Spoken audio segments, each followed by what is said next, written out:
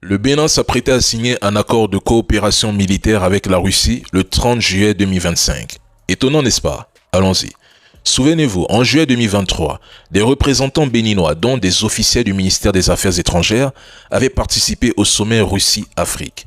Lors de cette rencontre, des discussions avaient été engagées avec Moscou sur la sécurité régionale. Puis, le 27 septembre 2024, le navire d'entraînement russe Svolny de la flotte de la Baltique arriva au port autonome de Cotonou pour une visite d'amitié.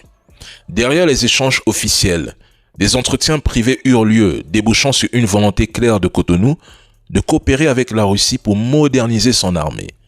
À la même période, attention, le Togo annonçait lui aussi un accord militaire avec Moscou.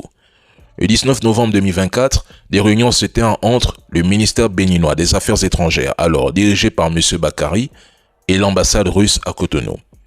Ces échanges portaient sur la modernisation des forces armées béninoises et la lutte contre les terreaux.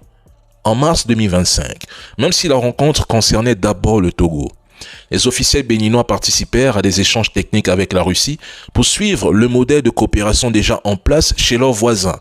Mais à peine un mois plus tard, survint l'attaque du 17 avril 2025 qui coûta la vie à plus de 70 militaires béninois.